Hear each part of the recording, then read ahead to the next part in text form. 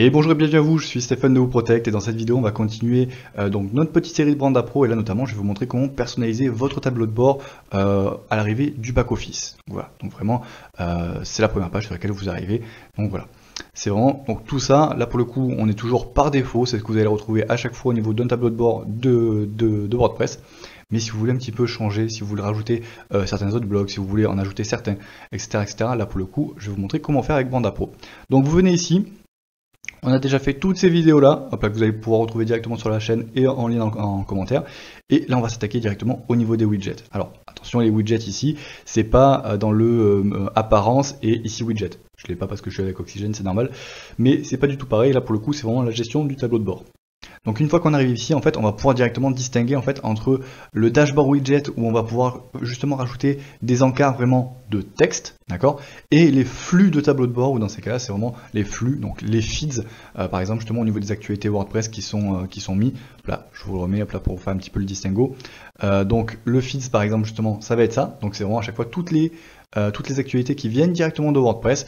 Et dans ces cas-là, entre guillemets, un texte, ça va se rapprocher peut-être un petit peu plus d'un brouillon rapide, où justement on va mettre par exemple des textes informatifs, ou justement pour communiquer un petit peu avec son équipe, ou des penses bêtes, etc., etc. Bref, je vous montre ça directement, on active ici, voilà. Donc là concrètement, ça va me dire, donc au niveau widget visibility, lesquels est-ce que je veux désactiver. Si par exemple je me dis, brouillon rapide, déjà, je le veux plus. Configuration de WooCommerce, je le veux plus, j'ai déjà fait tout ce que je veux. Et par exemple, événements et nouveautés de WordPress, je ne veux plus. Ok, je coche ça, j'enregistre. Et si je retourne au niveau de mon tableau de bord et que j'actualise, voilà, vous voyez que justement mes blocs sont partis. Et du coup, je vais pouvoir un petit peu réorganiser comme je veux. Voilà. Ensuite, au niveau du coup tableau de bord, donc là pour le coup au niveau du shortcode, vous pouvez donc analyser ou pas les shortcodes. Je vous déconseille quand même de le faire parce que ça peut, et ils le disent ici, can break compatibility with theme with UI builder. Donc en gros, casser la compatibilité au niveau de vos builders. Donc faites un petit stop parsing, cherchez pas tentez pas le diable non plus. Et voilà, là pour le coup il y a certains paramètres qu'il vaut mieux rester comme ça, qu'il vaut mieux laisser comme ça, pardon. Ensuite, un petit message, hop là. Là pour le coup en fait c'est tout simplement le message de bienvenue qu'un nouvel utilisateur verra. Donc c'est tout simplement l'utilisateur vient de créer son compte, par exemple un compte auteur, il vient de se connecter au niveau du back office et tout simplement ça va être le message de bienvenue. Voilà, en général c'est bienvenue tel nom d'utilisateur. Voilà, on n'y fait pas vraiment attention, mais ici c'est possible de le mettre. Donc par exemple bienvenue dans l'équipe, blablabla. Voilà, donc c'est à ça que ça sert justement ici. C'est pas forcément la partie la plus intéressante, on va s'attarder plus sur cette partie là. Donc texte widget, je pourrais donc en rajouter un.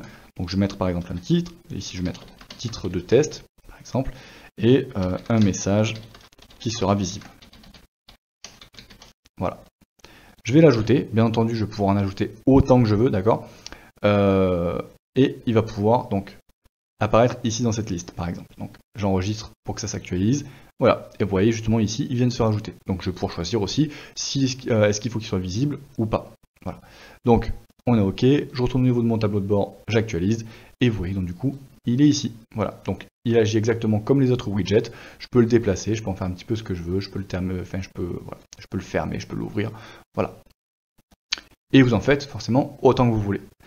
Donc, comme je vous ai déjà fait le distinguo, ici forcément on avait du texte, et ici on va vraiment avoir un flux. Donc, hop là, je vais actualiser. Voilà, donc add feeds. Et donc là tout simplement, vous allez avoir donc l'URL du site. Donc par exemple, je viens prendre mon feed sur wordpress.org par exemple. Donc là je vais me dire, bon, voilà, je mets mon wordpress.org, mon titre feeds, donc là pour le coup c'est pour pouvoir m'y retrouver moi aussi, et donc du coup qui sera sûrement présent au niveau du tableau de bord. Et ici donc du coup je mets vraiment l'URL de mon feeds. Donc voilà, en général il y a un petit /feeds. Ça peut être différent justement en fonction du site, mais voilà, en général quand vous en arrivez à ce niveau-là, vous savez un petit peu à quoi correspond votre feed. Voilà. Donc l'URL, le titre et l'URL du feed. Voilà. Ensuite, au niveau display, donc du coup au niveau de l'affichage, quels sont donc du coup le nombre de feeds que vous voulez. Par exemple, c'est les 10 dernières nouvelles, les 5 dernières nouvelles. Voilà. Est-ce qu'au niveau du contenu, vous voulez juste un court, un extrait, ou est-ce que justement vous voulez tout le contenu? Voilà. Pareil au niveau de l'auteur, est-ce que vous voulez cacher l'auteur, est-ce que vous voulez le montrer, est-ce que vous voulez cacher la date ou pas? Voilà, vous faites un petit peu comme vous voulez. Et à partir du moment, hop là, visibilité aussi, mais vous pouvez le régler aussi au-dessus. Donc en gros, est-ce que vous voulez l'afficher réellement ou celui-là, est-ce que vous voulez le cacher? Ça peut permettre justement de le désactiver temporairement. Voilà. Donc à partir du moment où c'est bon, vous venez l'ajouter. Hop là. Alors là, il ne veut pas s'ajouter tout simplement parce que voilà, je lui ai rien rentré, donc ce qui est complètement normal. Mais en soi, en fait, après vous allez avoir une liste, donc une liste de vos feeds. Vous allez pouvoir justement les modifier, les supprimer comme on voit d'habitude avec Panda, sans aucun problème. Voilà. Et donc bien évidemment, ils seront disponibles aussi au niveau de votre tableau de bord et vous allez pouvoir en faire ce que vous voulez et ils seront également disponibles ici. Voilà.